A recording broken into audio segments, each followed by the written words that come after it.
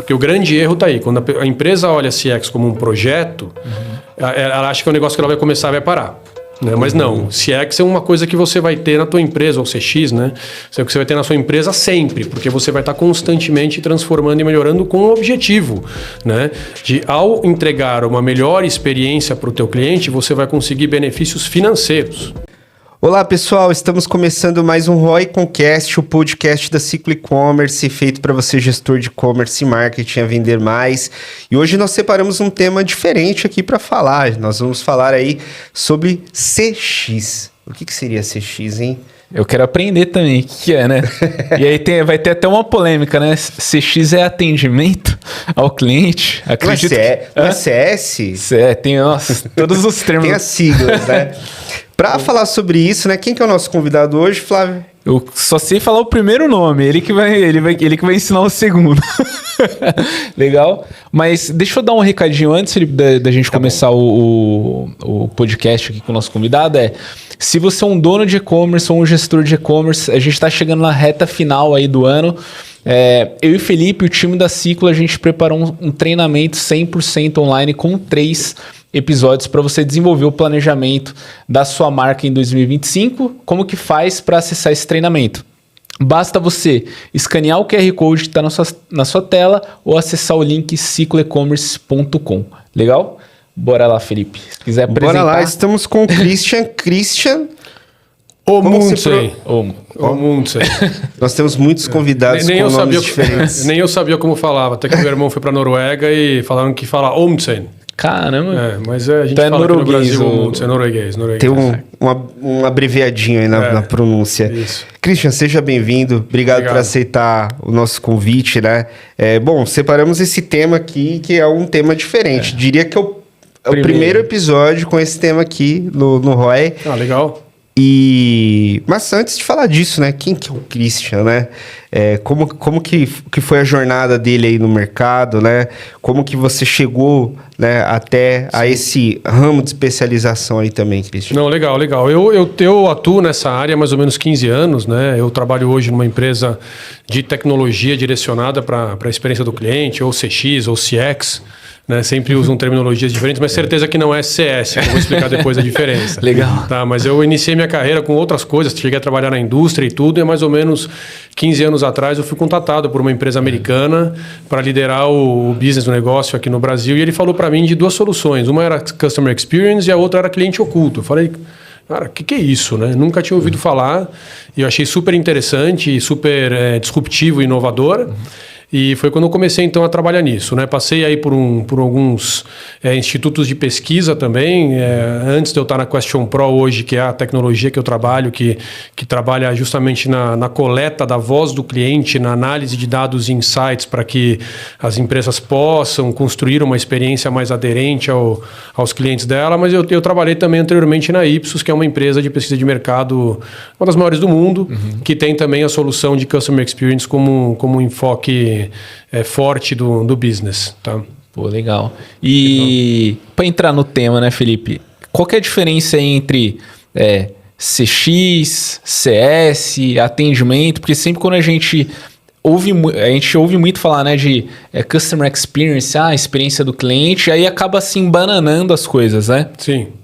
Como que dá pra gente diferenciar isso? É um método, é processo, é gente? Porque tem gente que fala que CX é a pessoa que tá ali trabalhando, CX é o departamento. O que você poderia desmistificar dentro desses pontos? Não, eu acho que dá até para simplificar muito mais em relação a isso, tá? Quando a gente fala de atendimento, de Customer Success, na verdade isso está dentro de Customer Experience.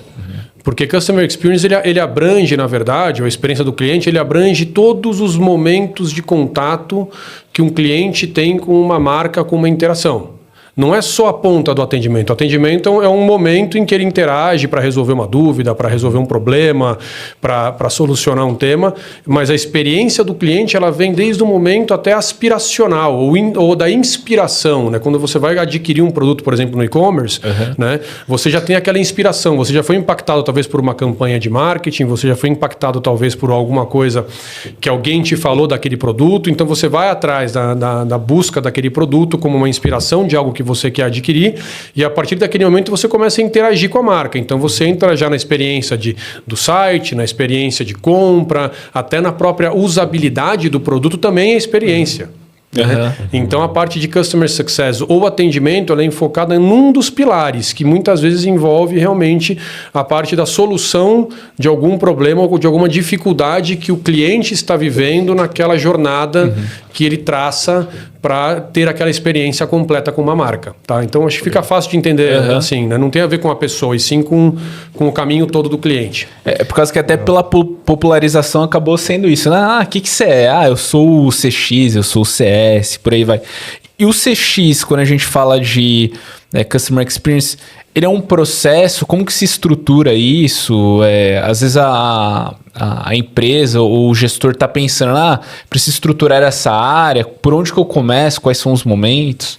Eu acho que o principal ponto é medir o nível de maturidade que você encontra hoje. Né? Então hoje as empresas elas começam, vamos dizer assim, a entregar uma solução, um produto ou um serviço, e elas vão se deparando então com dificuldades e temáticas que os clientes vão enfrentando. Então ela começa a criar um atendimento, começa a criar um chatbot, começa a criar uma série de soluções, mas a ideia é que a empresa comece a ter realmente uma visão de centralidade do cliente. Tá? Essa é o cerne realmente do caminho que a empresa deve perseguir, onde que ela começa a construir, se a empresa ela já nasce centrada no cliente, por exemplo, ela já começa a construir a jornada com base ao que o cliente procura. O que acontece normalmente é o contrário. Você cria um produto, um serviço, você vai entregando ele, depois você vai entendendo através do teu cliente as dificuldades que você encontra, você vai tentando arrumar, ajustar. Tá? Mas quando você tem uma visão de centralidade, né, você consegue já construir um processo, uma estrutura que vai ter total aderência com o que o teu cliente procura e espera. E aí vem a palavra que eu usei aqui, a visão. Né? Então essa visão de centralidade ou de experiência do cliente, ela tem que ser transversal, ela não tem que ser só do time de atendimento de CS, por exemplo. Não, eu tenho que resolver o problema na primeira ligação, first call resolution, eu tenho que trazer uma melhor interação. Não, tem que vir desde o CEO lá de cima uma visão de meu cliente em primeiro lugar. Ele é que realmente a gente tem que garantir que ele receba a melhor experiência possível, né? Então essa visão faz com que você cascateie, né, o trabalho dentro da empresa e do negócio como um todo e consiga, então, envolver todas as áreas. Tá? Eu até vou me alongar um pouco, porque nesse nível de maturidade, quando você começa realmente a cavar e mexer em experiência do cliente, né, você começa a perceber que é um negócio totalmente transversal na empresa. Você tem que envolver todas as áreas. Todo mundo tem que estar envolvido na experiência do cliente. O departamento financeiro, o departamento de tecnologia, não é só o departamento comercial, o departamento de atendimento, o departamento de vendas. Tá?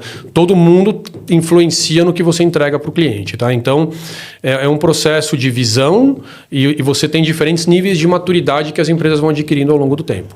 Pô, que legal. Interessante. Eu ia perguntar até assim, quais são os principais setores que mais investem em uma estratégia como essa? Eu vejo que o e-commerce, ele é né? Ele é um segmento, mas igual você falou, quando você pensa em experiência do cliente, isso vai mudar de negócio para negócio, né?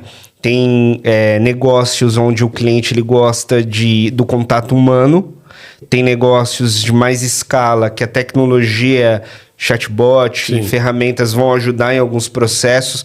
Lógico, eu não quero me focar só no atendimento, igual você falou, são outros aspectos da empresa.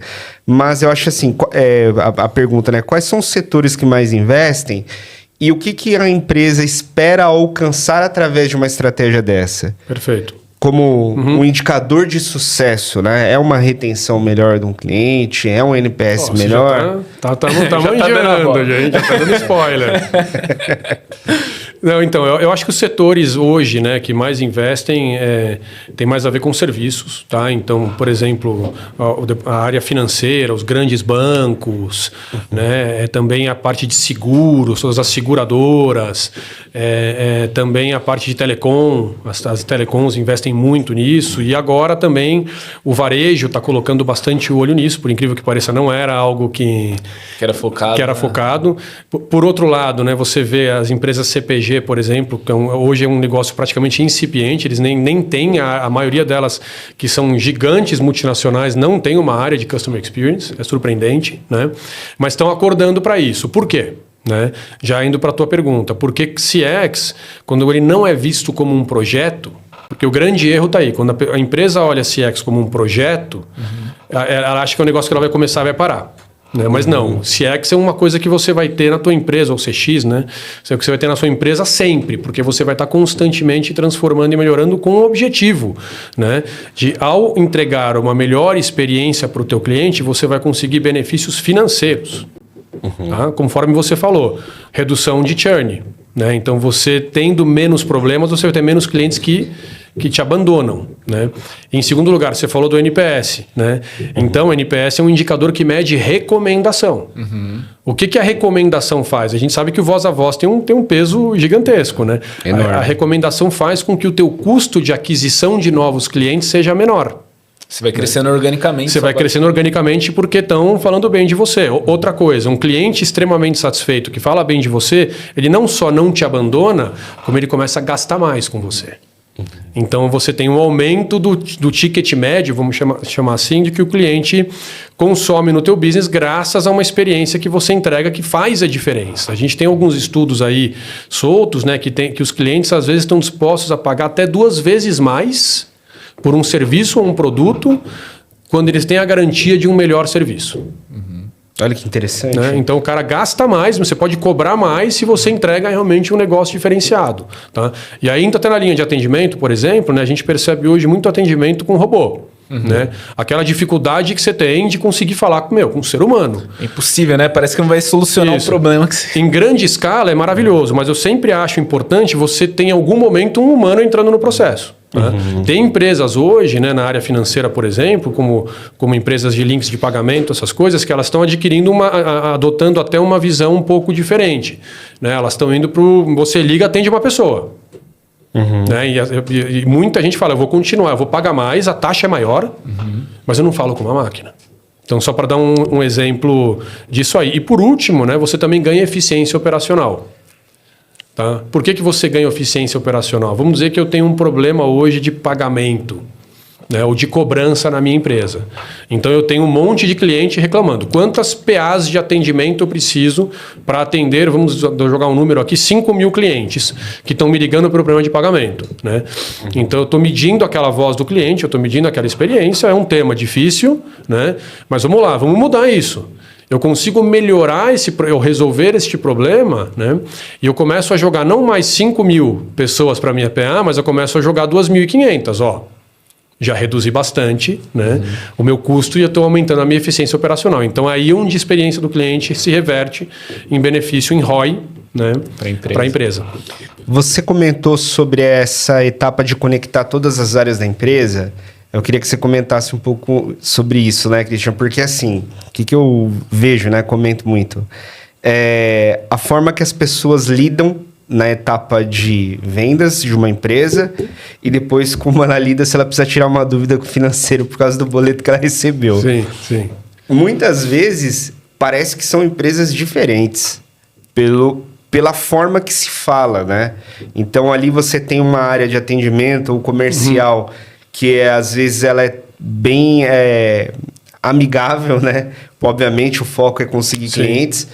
E aí você tem algumas outras áreas que às vezes o atendimento ele é muito seco, né? Ou ele é muito direto, né? Enfim, esse é um exemplo, né? Mas na sua experiência, você falou dessa integração, né?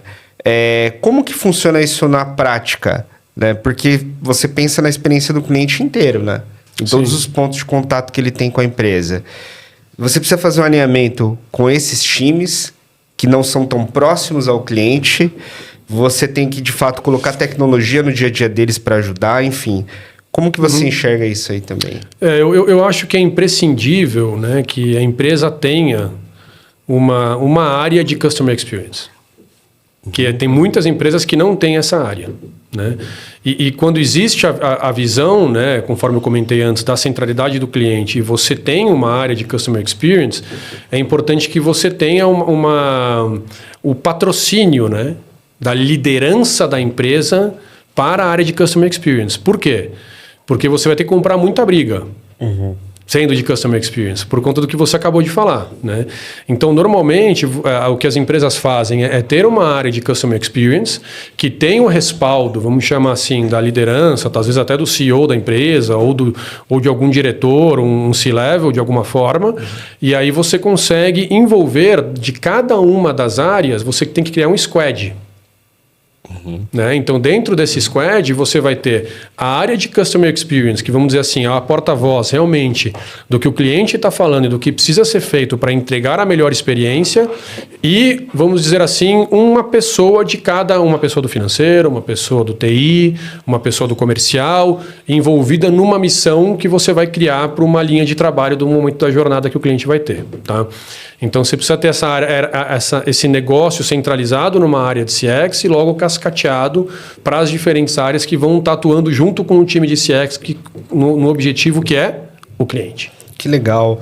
Tem algum projeto, alguma empresa, assim, na prática, o que ela era e o que ela se tornou depois de você implementar uma estratégia como essa, que assim está mais fresco na sua memória, que fala, pô, Felipe, teve um projeto muito legal que a empresa tinha esses gaps, não precisa falar o nome da empresa, né? Ela tinha esse determinado problema. Depois nós implementamos essas mudanças. Ela passou a adotar esse método, essa tecnologia, esse processo, e o resultado, né, na ponta foi X. Sim. Eu posso dar um exemplo que é conhecido, que não foi um projeto que eu trabalhei, mas que tem muito a ver com e-commerce, que é o Mercado Livre. Né? O Mercado Livre hoje, eles se enfocam em entregar algo que se chama a experiência seamless. Né?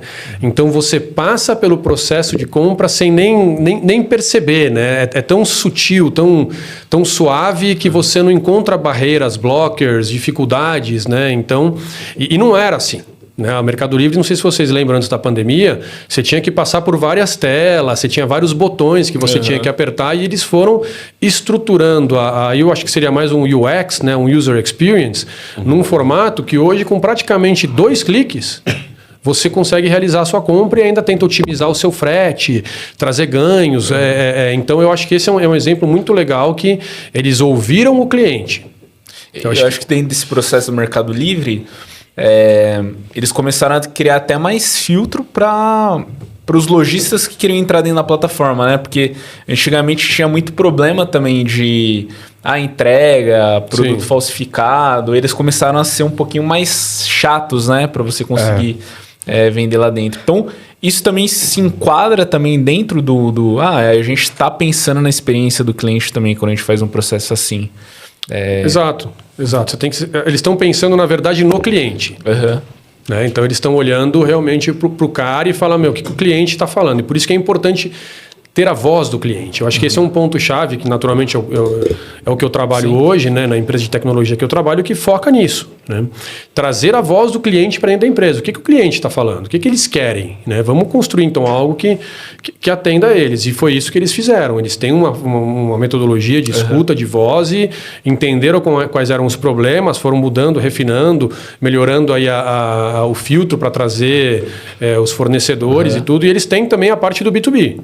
Né? Eles enfocam muito em dar uma excelente experiência para os lojistas que estão ali vendendo seus produtos. Então, é realmente bilateral ali o que eles procuram oferecer. Eu acho que é um exemplo que eu achei interessante. Né?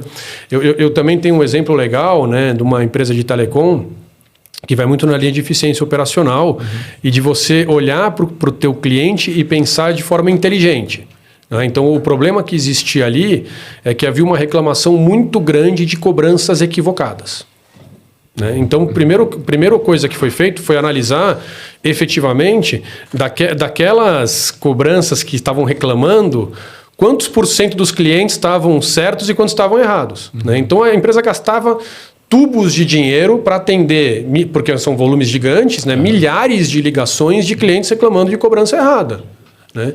E detectou-se que, né, dava um super trabalho, tinha que transferir o cliente para outro lugar, e aí não resolvia, aí o cliente ficava mais bravo, aí tinha o churn, né? Era todo esse problema. Constatou-se que 3% só dos clientes não tinham razão. E então fez a matemática assim, falou, peraí, quanto que custa esses 3% que não tem razão versus o volume gigantesco de atendimento que eu faço? Faz o seguinte, todo cliente que reclamar de fatura, você não precisa nem mandar para o atendimento, você já dá razão para ele e resolve. Olha que maravilha. O cliente sair satisfeito, uma eficiência operacional gigantesca e um ganho para a empresa.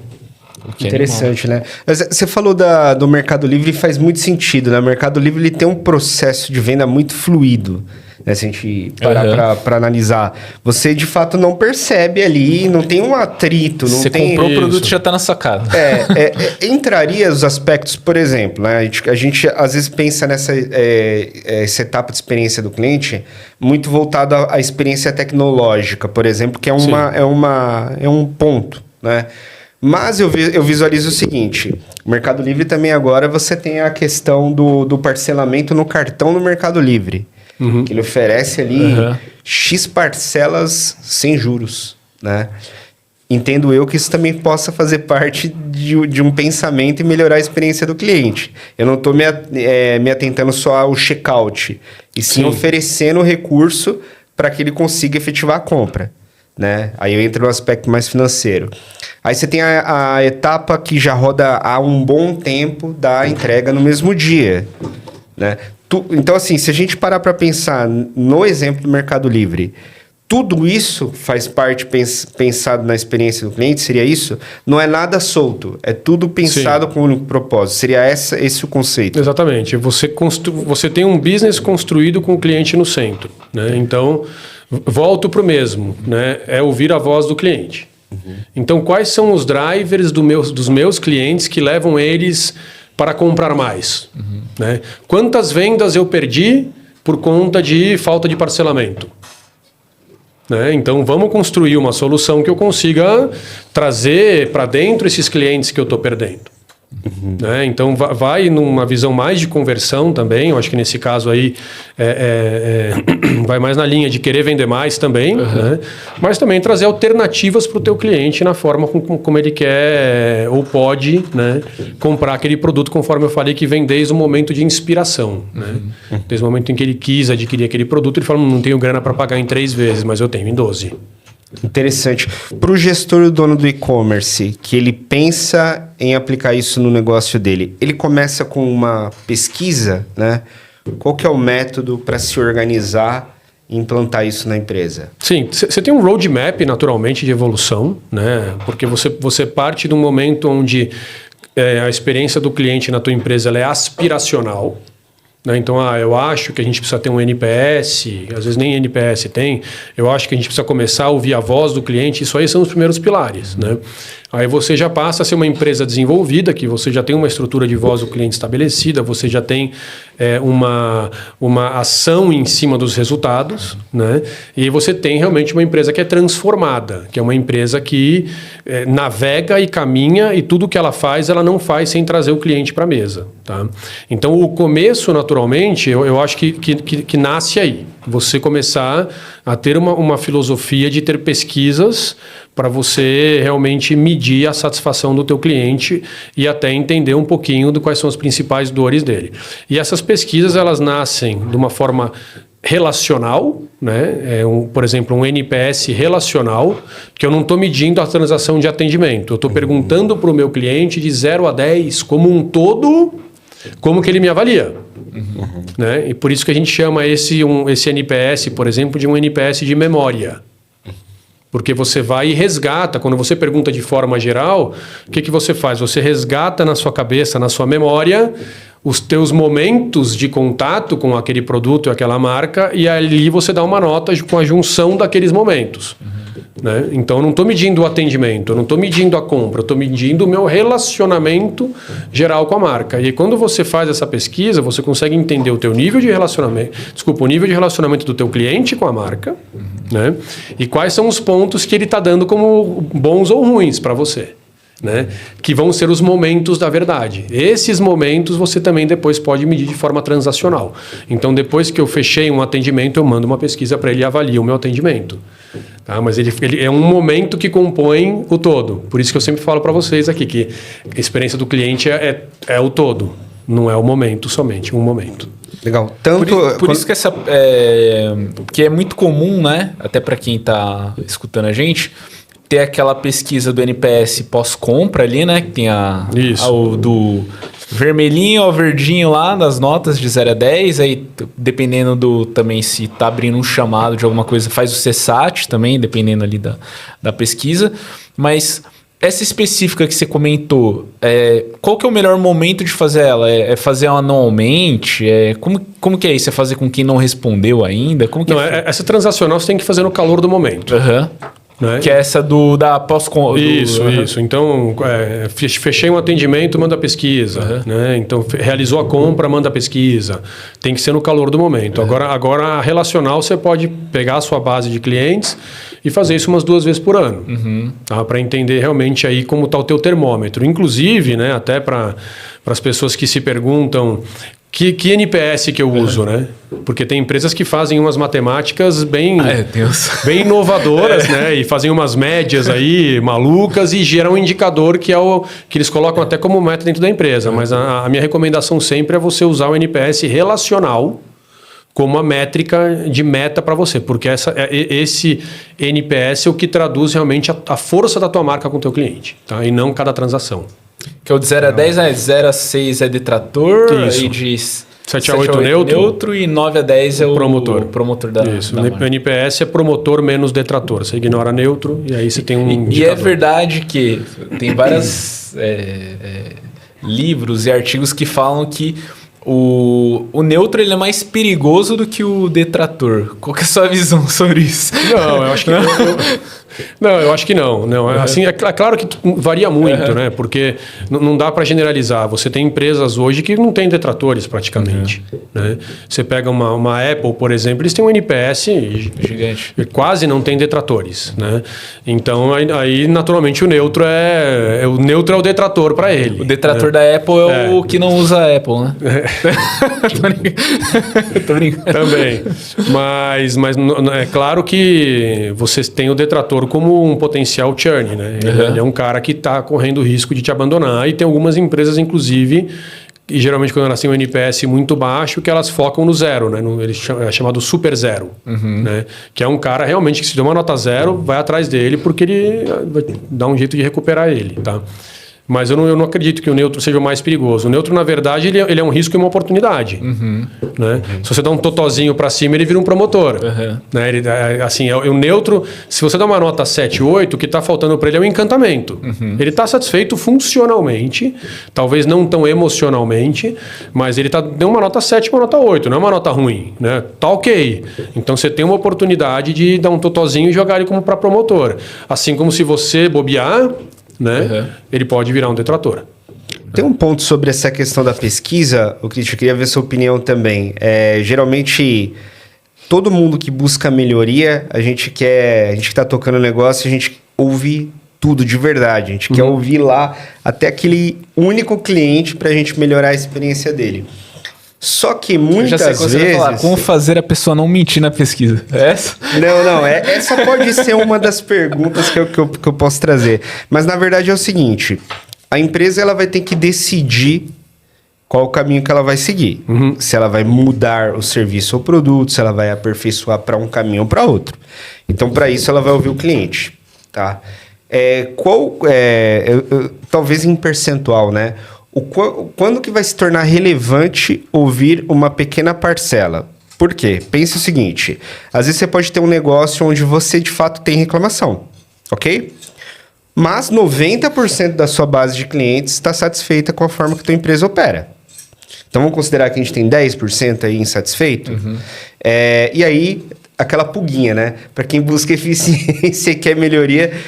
a gente quer resolver sempre para todos, mas a gente sabe que não tem como ser 100%. Vai ter alguém que, por melhor que seja o trabalho ou o produto, vai ter um ponto de insatisfação. Então, o que eu queria entender? Tem uma proporção em percentual que vale a pena o gestor olhar e falar, putz, a gente vai ter que mudar o rumo da empresa porque está relevante o índice de observações sobre esse problema.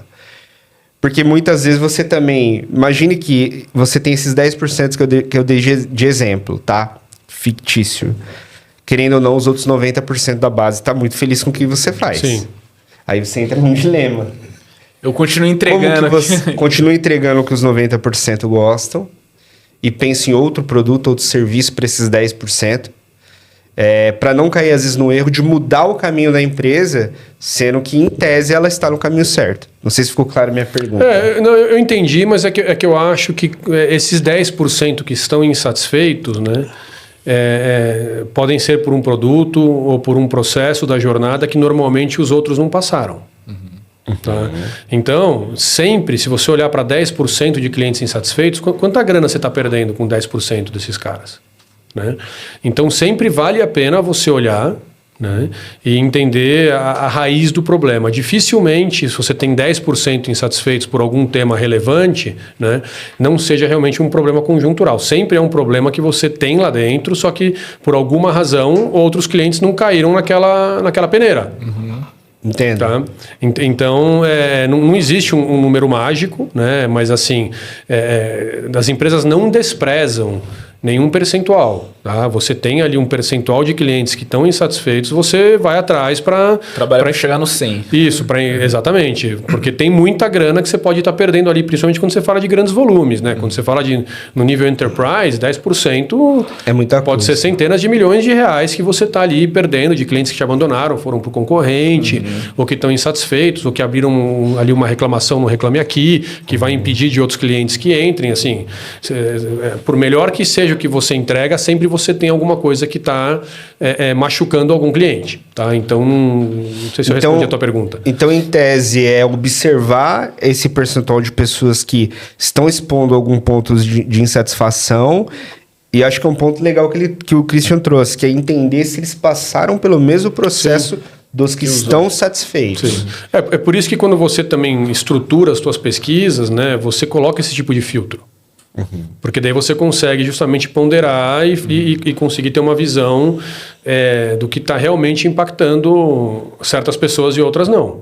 Né? Então você consegue até fazer recortes no teu NPS e falar, olha, esses caras que compraram, vou dar um exemplo, no estado de São Paulo, né, eles são 40% mais satisfeitos do que os clientes que estão comprando em outro estado. Então você tem um problema. E por mais que represente uma parcela pequena, né, você sabe que naquele lugar você está com um problema. Entendo. Não, é perfeita essa colocação. E eu entendo também que isso pode variar de negócio para negócio, né? Total. Porque, por exemplo, você pega um exemplo de um e-commerce tradicional, que é o que a gente fala aqui. Você tem ali alguns pilares como a qualidade do produto, se ele chegou em bom estado, o prazo, se for cumprido e chegou no prazo, né? E um atendimento, se ele tiver algum problema, ele precisar, obviamente, se conectar com a empresa. Então, eu enxergo, embora o negócio tenha muito mais áreas, as três, pelo menos assim, mais evidentes e principais. Que tem mais impacto para o cliente são essas. Exato. Sim. Em contrapartida, outros modelos de negócio mais complexos, como você deu um exemplo aí, por exemplo, projetos enterprise, serviços de valor agregado, né? Onde você não tem só a entrega do trabalho, você também tem a qualidade do relacionamento que você tem com aquela conta. Então muda muito o jogo aqui de um para o outro, né? Imagino que isso muda também a forma de se trabalhar CX dentro de uma empresa, né? Sim. Então, eu só vou fazer aqui uma comparação, mas, por exemplo, como que seria aí uma estratégia de CX para um e-commerce, tradicionalmente falando, e para um negócio mais complexo de valor agregado, de tickets maiores, né? Que envolve muito mais o contato humano. Sim. Quais são as principais diferenças na hora de executar, na sua visão? Eu acho que o e-commerce, né? Ele é uma venda que ele talvez não tenha uma fidelidade tão grande, né? É diferente de você, por exemplo, ter um envolvimento emocional maior com uma marca. Vou dar um exemplo, uma seguradora, né? Quando você faz um seguro para o seu carro, o que você tem de envolvimento emocional? O que você está procurando? Segurança, Né? Você quer ter certeza que quando você vai ter um sinistro, ou quando você, sei lá, seu carro quebrou no meio da estrada, você vai ligar e vai chegar um guincho, você está com a tua família. Então, tem todo um aspecto emocional envolvido em algo que é mais importante em certos aspectos. Né? O e-commerce ele acaba sendo uma venda ali, né, que você está comprando ali, porque talvez pelo preço, pela facilidade, pela experiência também que você quer, pela garantia que não é uma fraude também. Tem todos esses pontos. Então, eu acho que na visão do e-commerce é muito importante você medir esses momentos que eu falei. Tá? Você está constantemente ali naqueles momentos e até entendendo o porquê, né, que aquele cliente abandonou. Então, a gente tem, por exemplo, hoje na Question Pro, né, inclusive que é a empresa que eu trabalho, várias metodologias. Inclusive tem que comentar a respeito, né? Pode comentar. Depois eu vou comentar, que é uma tecnologia hoje de voz do cliente, é uma empresa multinacional que atende hoje todos os segmentos. A gente tem soluções, por exemplo, de pesquisa de interceptação no site e no app. Então, se o cliente está lá naquela página de compra e ele começa a navegar o mouse para fechar a página, eu já faço uma pesquisa de pop-up para ele. Falou, opa, por que você está indo embora? Né? Até para você não vai embora, eu te gero um desconto. Né? Então, tem formas de você medir aquele momento para entender o porquê que o cara está te abandonando. Né? Ou então, logo depois que ele fez a compra, você também já manda a confirmação, porque tem toda uma parte de segurança, e você manda também uma pesquisa para avaliar o processo como um todo. Então, acho que essa medição do momento, eu acho que faz bastante diferença para a parte de e-commerce. Tá? Que legal. E para quem quer estruturar uma área, um gestor que ele tá... Pô, ele ouviu o podcast, ele já estava pensando... como que se monta um time de CX para conseguir monitorar os processos, né, como área... E como que é medido o sucesso dessa área, né? Através do NPS, redução do churn, aumento da receita. Como que é feito isso, essas métricas? Tá. Quando a gente fala de CX, de Customer Experience, você naturalmente... Eu vou repetir, tá? Você precisa ter uma área. Você precisa criar uma área para isso. Né? E aí, naturalmente, você começa procurando uma estruturação com um líder para essa área que vai poder encabeçar os processos. E aí você até pode, no começo, né, ter digamos assim, um one-show man, né? Uma pessoa, se você é muito pequeno ainda, que vai cuidar de todos os processos e vai interagir com os outros times e procurar aí a disseminação da cultura, né? E a medição dos teus indicadores. Tá? Geralmente, a experiência do cliente você mede hoje 90% das empresas com NPS. Então, o quanto você hoje tem desse indicador e o quanto você quer atingir e o que você precisa fazer para chegar lá. Então, esse é o segundo passo, é você criar realmente um roadmap de coisas que você vai querer implementar e fazer para atingir um certo objetivo de NPS. Uma coisa muito legal, né, que a gente costuma sempre recomendar, é que você tente monetizar o teu NPS. O que significa isso? Entender quanto vale um ponto de NPS para o teu negócio. Tem empresas hoje que chegam a cálculos de que um ponto de NPS pode valer 200 milhões de reais, por exemplo. Né? Que você consegue fazer cálculos estatísticos que você fala, quando o meu NPS melhora 5 pontos, o meu faturamento vai melhorar 1 bilhão. Então é legal você também conseguir trazer uma monetização do teu indicador, mas isso você consegue através do tempo, porque daí eu acho que é muito a linguagem do CFO, né? Que hoje muitas empresas não são nem governadas pelo CEO, né? São governadas pelos CFOs, né? Inclusive tem muita empresa hoje que coloca o CFO como CEO, né?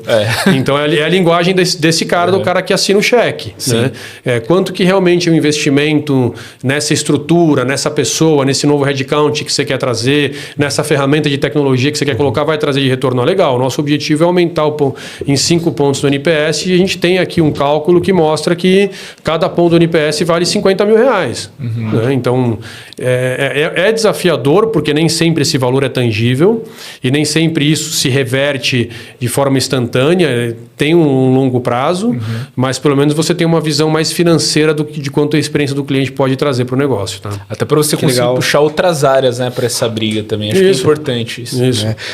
O Christian falou dessa questão da posição, né, de algumas empresas ter o diretor financeiro, né, o CFO como CEO da empresa. Uma vez eu vi um podcast que eu achei interessante a reflexão, que é o seguinte, dependendo do momento da empresa, o CEO vai ter um perfil.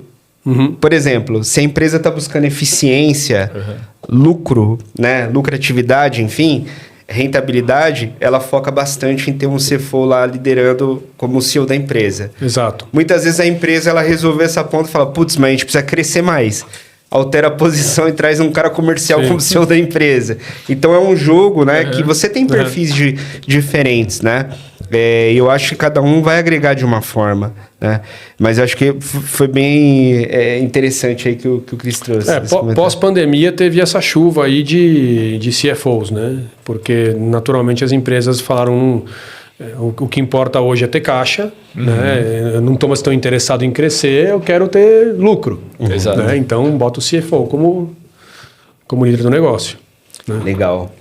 Acho que eu tenho só um lembrete, hein, Flávio? Não posso esquecer. Na verdade, vou reforçar. Já deu tempo? Não, eu vou só reforçar. O Flávio deu recado no começo, mas para o pessoal que está acompanhando não esquecer. Vamos falar só mais uma vez aqui. Pessoal, tem o QR Code aqui. Não se esquece de se inscrever aí no Planecon 2025. A gente montou aí uma sequência de 3 materiais, 3 vídeos compilados, com tudo que a gente conhece e fez nesses últimos 10 anos. Então vale muito a pena, é gratuito. Se você está planejando quebrar aí uma barreira de crescimento da tua operação, se inscreve, aproveita esse material e aplica, que eu tenho certeza que você pode ter resultados positivos para 2025. Então, vai estar o link aqui, o QR Code. Então, estou só passando aqui para reforçar e o pessoal não esquecer desse convite. Beleza. Pô, eu tinha notado, antes da gente marcar esse bate-papo, eu tinha até conversado com o Christian, né? Acho que é um tema que você tinha até comentado, né? Que muitas empresas aí acabam colocando as metas em NPS, vincula a bônus. E até você comentou que muitas vezes isso pode desviar o foco da empresa. Queria que você comentasse um pouquinho sobre isso. Eu acho que não desvia o foco da empresa, desvia o foco do cliente. Né? Acaba, como existe um bônus por trás, né? Então as empresas acabam perseguindo o indicador. Entendi. Né? Então, o que a gente precisa fazer, conforme eu falei, para o indicador melhorar, mas e o cliente? Então, eu já vi casos onde essa busca pelo indicador, entre aspas, bônus, né? Acaba se sobrepondo sobre realmente o que o cliente quer. Tá? Então, é uma coisa que tem que ter cuidado, né? Eu acho que é importante você ter também outros indicadores atrelados, não só um indicador, mas você tem aí hoje para diferentes interações do cliente outros indicadores como o Customer Effort Score, que é muito aplicado em atendimento, né? Que é qual o tamanho do esforço que o cliente empenhou do lado dele para poder resolver um problema que ele teve. Você tem o C7, que é a medição de quão satisfeito ele está realmente com aquele momento de contato, e você tem o NPS e tem muitos outros que a gente pode aplicar, tá? Mas eu acho que esse é um tema polêmico, vamos dizer assim, que eu já vi acontecer, tá? Inclusive, em alguns momentos, a empresa querer aumentar a amostra de dados de pesquisa, enfim, tá? Eu acho que... Então o viés ficaria ali muito mais assim, a gente precisa bater 9 pontos, e aí para ganhar aquele, sei lá, 10% de bônus financeiro em cima disso. Isso daí acabou causando um tipo de problema para... eu acho que acabou tirando um pouco do foco e da razão do negócio, que é você trazer uma melhor experiência para o cliente. Né? Então, às vezes, conforme eu falei, a empresa, vamos aumentar a amostra na região norte, porque lá o resultado é melhor. Então aí meu NPS dá uma melhorada e legal, bater uma meta, né? Mas e o cliente? Né? Ninguém está olhando para o cliente, todo mundo está olhando para o NPS. Então acho que é isso que eu comentei, que é um ponto de atenção e de cuidado. Pô, legal. Existem, não diria possibilidade, né? Mas através de CX é possível também desenvolvimento de novos produtos, novos serviços, né? Novas soluções, porque querendo ou não, você está ouvindo o cliente, né? Eu falo por experiência nossa lá, né, Christian, muitos dos serviços que a gente começou a executar foi por conta dos clientes comentarem, né? Exato. Hoje vocês têm isso. Você visita a operação dele, você vai vendo alguns problemas, né? Lógico que a gente sempre vai trazer aquilo que tem correlação, né? Com o core da empresa. Mas imagino que é um meio também de se expandir receita, né? Claro. Eu acho que a parte de inovação, ela tem uma digamos, uma metodologia um pouco diferente da parte de experiência do cliente, porque você está, afinal, com outro objetivo, né? Mas parte também do mesmo princípio da voz do cliente. Tá?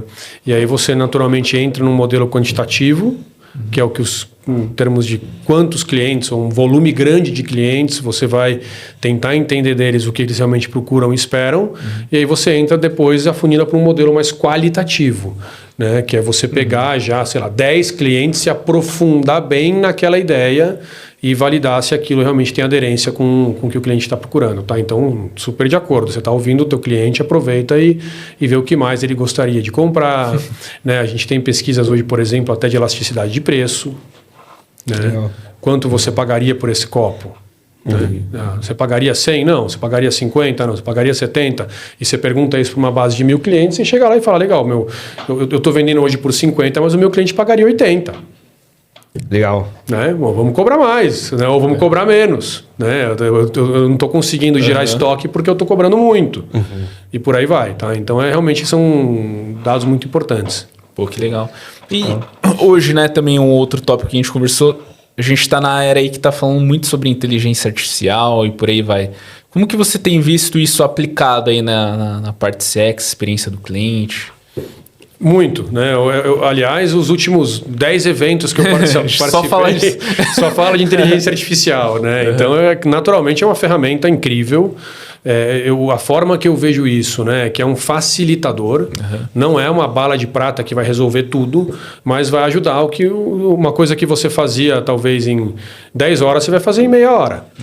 Tá? Então, hoje a inteligência artificial, por exemplo, na nossa tecnologia de voz do cliente, né, a gente aplica, por exemplo, para criar e entender as respostas verbalizadas. Então, o cliente, quando ele digita lá uma resposta da razão pela qual ele deu o NPS, a inteligência artificial consegue qualificar aquele comentário como um comentário positivo e extrair daquele comentário quais são os pontos principais que o cliente está trazendo e o que realmente ele quer traduzir com aquela dor que ele está expressando ou com aquele elogio. Tá? Então, é uma forma de você dissecar. A gente também usa inteligência artificial, por exemplo, para criar pesquisas. Ela mesma cria as pesquisas, ou para criar dashboards. Então, hoje, se você tem uma necessidade de criar um dashboard, você demorava antes, sei lá, 3 horas, agora você aperta o botão, em 3 minutos a inteligência artificial pega o teu questionário de pesquisa e cria 99% dos possíveis gráficos que aquela pesquisa poderia gerar. Tá? Então facilita muito. E também inteligência artificial no modelo preditivo, né? Então ela poder te prever o que pode acontecer realmente com o teu indicador, com o teu cliente, ou a inteligência artificial nas customização da tua entrega, né? Então eu consigo entender aquele meu cliente de uma melhor forma. Enfim, realmente é bem ampla a aplicação para isso, até nos chatbots também. As inteligências artificiais hoje estão incríveis, né? Você percebe que às vezes até você fica na dúvida. Parece que se é uma pessoa ou um robô. Isso. Então ajuda bastante você ter todo esse processo nessa interação. Então, sem dúvida, vai ajudar muito, vai melhorar muito, mas eu insisto, é uma ferramenta facilitadora, não vai resolver tudo, pelo menos por enquanto. Que legal. Recados finais? Cara, acho que eu dei o meu recado no final. Não sei se o Christian quer dar um recado aí para... Não, legal. Queria agradecer. Obrigado aí pelo papo. É sempre muito legal refletir sobre essa temática. Eu sou fascinado, apaixonado por isso. E também aqueles que tiverem interesse numa plataforma de primeira linha de voz do cliente para realizar pesquisas, seja via e-mail, seja sendo e-commerce, né? Seja via Intercept ou app, pode entrar em contato com a gente aqui na Question Pro e depois a gente vai disponibilizar aí também o meu contato. Estou à disposição aí para mais dúvidas. Foi um prazer. Essa é uma das perguntas também, né, Christian? Como que as pessoas se conectam tão bem com você? É LinkedIn? É por e-mail? Isso, pode ser pelo LinkedIn. Meu nome não facilita, né? Então, vai estar aqui, ó. Vai estar no nome do... Coloca ali, mas no Brasil não tem outro Christian Omundsen, tá? Eu sou o único. Então fica fácil, pode me adicionar no LinkedIn. Hoje eu estou encarregado aí pela área comercial da empresa no Brasil. Então, estou à disposição. No LinkedIn mesmo. Show de bola. Já demos o recado pro pessoal do Planecom. Só fazer escanear o QR Code. e aproveitar o conteúdo. Boa. Pessoal, agradeço vocês que acompanharam esse conteúdo até aqui, né? Deixa teu comentário, teu like, compartilha esse conteúdo com mais pessoas se você acredita que ele possa ser útil e ajudar, né? Se conectem com o Christian também, né? Se você tem interesse em implementar essa estratégia na sua empresa, que eu tenho certeza que vai dar muito resultado. Do nosso lado, desejo muito sucesso, um grande abraço e boas vendas.